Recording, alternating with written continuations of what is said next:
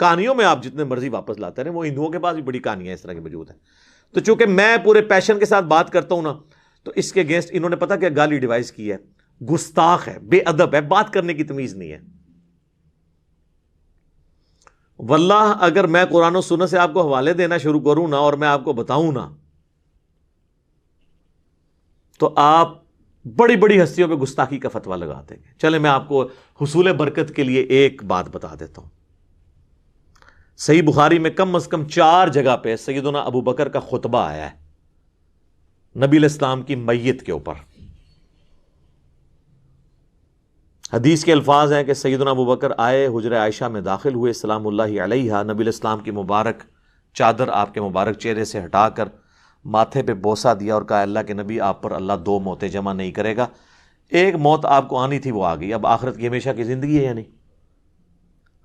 باہر آ کر خطبہ دینے لگے تو دیکھا سیدنا عمر نے تلوار اٹھائی اور وہ کہہ رہے ہیں کہ جو کہے گا نبی علیہ السلام مر گئے ہیں میں اسے قتل کر دوں گا. تو اسی کا جواب اصل میں سیدنا ابو بکر نے دیا، کیونکہ حضرت ابو عمر سمجھتے تھے کہ رومن اور پرشین امپائر کے گرنے کی پروفیسیز نبی علیہ السلام نے کی ہیں، تو ابھی تو وہ گری نہیں ہے، آپ جا ہی نہیں سکتے.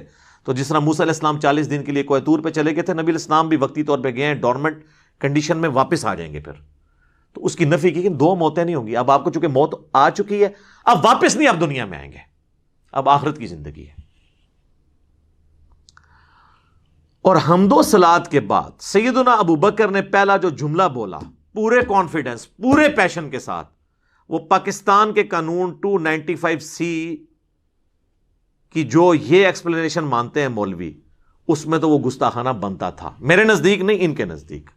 اور ہم نے سوشل ایکسپیریمنٹ کیا ہے لوگوں سے پوچھ کے کہ اگر کوئی شخص اس طرح کہے تو لوگوں نے بہت بڑا گستاخ ہے جس نے یہ کہا ہے. تو بعد میں بتایا سیدنا ابو بکر ہے. کیا کہا؟ الا آگاہ ہو جاؤ، من کان یعبد محمدا فان محمدا قد مات. جو کوئی بھی تم میں سے محمد کی عبادت کرتا ہے یا کرے گا، وہ جان لے کہ محمد مر چکے ہیں. وصال نہیں فرما چکے، مر چکے ہیں. مات. اور پھر آپ رضی اللہ تعالیٰ عنہ نے ساتھ ہی فرمایا وَمَنْ كَانَ يَعْبُدُ اللَّهَ فَإِنَّ اللَّهَ حَيٌّ لَا يَمُوتُ. اور جو کوئی اللہ کی عبادت کرتا ہے اور کرے گا، وہ جان لے کہ اللہ کو کبھی موت نہیں آئے گی، وہ ہمیشہ زندہ رہے گا. اب میرا سوال ہے کہ صحابہ میں کون نبی علیہ السلام کی عبادت کرتا تھا؟ تو یہ فرضی جملہ کیوں بولا؟ یہ ہوتے تو یہ کہتے ہو لے ممبر تو تھلے فرضی جملے بولنا ہے، شرک ختم ہو چکے اور تو سانو فرضی گلاں کرنا ہے، سانو نہیں پتا کہ عبادت کرنی ہے. فرضی جملہ ہے نا. ہاں قرآن کی آیت پیش کرنے کا تو رائٹ تھا، وہ آیت بھی پڑھی انہوں نے، انک میت وانہم میتون، سورہ الزمر آیت نمبر 30. اے نبی تمہیں بھی مرنا ہے، تمہارے مخالفین کو بھی مرنا ہے. پھر سورہ ال عمران کی آیت نمبر 144 بھی تلاوت کی، وما محمد الا رسول قد خلت من قبلہ الرسل افئن مات او قتل. محمد تو نہیں مگر ایک رسول، اگر یہ مر جائیں یا قتل ہو جائیں اور پاکستان میں یہ وصال فرما جائیں یا شہید ہو جائیں، تو کیا تم دین سے الٹے قدم پھر جاؤ گے؟ یہ آیت انہوں نے اپنی بات کے ثبوت میں دی. یہ آیت ہی کافی تھی، اپنا فرضی جملہ کیوں بولا؟ یہ کہتا ہے نا جی حدیث میں الفاظ ہوتے ہیں نہیں، آیت میں نہیں ہے، کیوں بولتا ہے؟ لیکن اس کے مخالف نہیں ہوتے ہیں، اس کو سپورٹیو ہوتے ہیں. وہ بولتا ہوں تو جناب آپ کے دماغ میں ڈرل ہوتی ہے نا سر، اس کے بغیر تو سمجھ نہیں آتی. میں جب بھی حدیث اسامہ ابن زید والی بیان کرتا ہوں بخاری اور مسلم سے، کہ جب ایک میدان جنگ میں ایک کافر ان کے تلوار کے نیچے آیا تو اس نے اس کو کلمہ پڑھ دیا، پھر بھی انہوں نے اسے قتل کر دیا،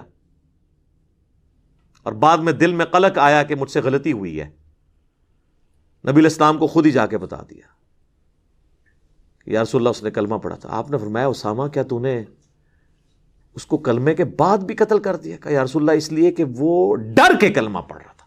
آپ نے فرمایا کیا تو نے اس کا دل چیر لیا تھا؟ اسامہ تو کیا کرے گا جب وہ قیامت والے دن کلمہ پڑھتا ہوا اللہ کے حضور تیرے خلاف مقدمہ قائم کر دے گا؟ اسامہ تو کیا کرے گا؟ اسامہ تو کیا کرے گا؟ آپ یہ جملہ ریپیٹ کرتے رہے، حتیٰ کہ حضرت اسامہ کہتے ہیں میرے دل میں خواہش ہوئی آج سے پہلے میں کافر ہوتا، آج کلمہ پڑھ کے مسلمان ہوتا اور میرا یہ گناہ تو کم از کم دھل جاتا. تو یہ حدیث کے اندر میں ایک جملہ بولتا ہوں جو اس میں لکھا نہیں ہے، لیکن وہی ہے جس طرح حضرت ابوبکر نے جو کچھ بولا وہ قرآن حدیث میں لکھا کوئی نہیں ہوا تھا. من کان یعبد محمدا فإن محمدا قد مات. تو میں کیا جملہ بولتا ہوں کہ حضرت اسامہ نے یہ نہیں کہا کہ جی یا رسول اللہ میں نے دل چیر لیا تھا کیونکہ میرے گھوڑے کے قدموں سے جو خاک اڑے گی اور وہ میرے گھوڑے کے نتنوں میں بیٹھے گی اس کو بھی کوئی امت کا بڑے سے بڑا بزرگ غوث کتب ولی نہیں پہنچ سکتا، اور وہ تو سارے دل کا حال جان لیتے ہیں، ان کو تو کشف القبور بھی ہو جاتا ہے، تو میں تو ان کا امام ہوں جی یا رسول اللہ میں نے دل چیر کے دیکھ لیا تھا، میرے سے تو کوئی چیز چھپی نہیں رہی، مجھے تو علم غیب بھی ہے. یہ جو میں انالیسس کرتا ہوں نا، یہ اصل میں ان کے دماغ میں کرتا ہے ڈرل، جنہوں نے ہدایت لینی ہے، اور جو گمراہی پہ تلے ہیں نا ان کو یہ تلوار کی طرح ان کے دل پہ جا کے لگتا ہے. وہ تو کہتے ہیں جناب یہ تو شکل بھی نہیں ہم نے دیکھنی، ہے ہی گستاخ ہے. سر آپ نے حضرت ابوبکر کے ساتھ بھی یہی کچھ کرنا تھا اگر آپ کو یہ بتایا نہ جائے کہ ان کا خطبہ ہے. کیونکہ آپ لوگوں نے تو کہانی کرائی ہے کہ نبی علیہ السلام کو زندہ دفنایا گیا. جی وہ آپ کو جب دفنا رہے تھے اس وقت بھی ہونٹ ہل رہے تھے اور امتی امتی کی آوازیں آ رہی تھی. جی یہ دیوبند مدرسے کے بانی قاسم نانوتوی نے اپنی کتاب آب حیات میں لکھا ہے، یا تو نبی والی کتاب میں، وہ صحابہ جنہوں نے اپنی جانیں دی ہیں حضور کو بچانے کے لیے انہوں نے زندہ آپ کو دفنا دیا. ظاہر ہے پھر ہونٹ تو پھر اگر ہل رہے تھے، آخرت کی زندگی میں تو ہونٹ نہیں ہلتے، آخرت کی زندگی میں تو سانس بھی نہیں ہوتا، آخرت کی زندگی میں ٹوائلٹ بھی نہیں ہوتا، یہ تو ساری دنیاوی زندگی کی چیز ہے. اور عباس رضوی صاحب جو بریلوی عالم ہیں انہوں نے حیات النبی پہ کتاب لکھی، جو امام بیہقی کی کتاب ہے نا حیات الانبیاء فی قبورہم، اس کی شرح لکھی انہوں نے. تو اس میں انہوں نے آب حیات کے اس جملے کو کوٹ کر کے کہا کہ تم لوگ جو ہے نا وہ اس کو قاسم نانوتوی کو کچھ نہیں کہتے، ہمارا کم از کم یہ والا عقیدہ نہیں جو دیوبندیوں کا ہے، ہم کہتے ہیں کہ حضور فوت ہو گئے ہیں. تو انہوں نے حیات النبی پہ ان کو بھی ٹانٹ کیا ہے کہ ان کا جو حیات النبی ہے ہم سے بھی زیادہ غلو پہ مبنی ہے. یہ خالی میں نے نہیں گرفت کی ہے. تو علمی طریقے سے معاملات کو لے کے چلیں. اب یہ میں نے یہ ساری باتیں کوئی پوائنٹس میں لکھی نہیں ہوئی تھی، یہ تو میں پھر 2-3 گھنٹے بولتا رہوں گا، باتیں ختم نہیں ہوں گی، لیکن جو میں سمجھتا ہوں نا ضروری میں اس کو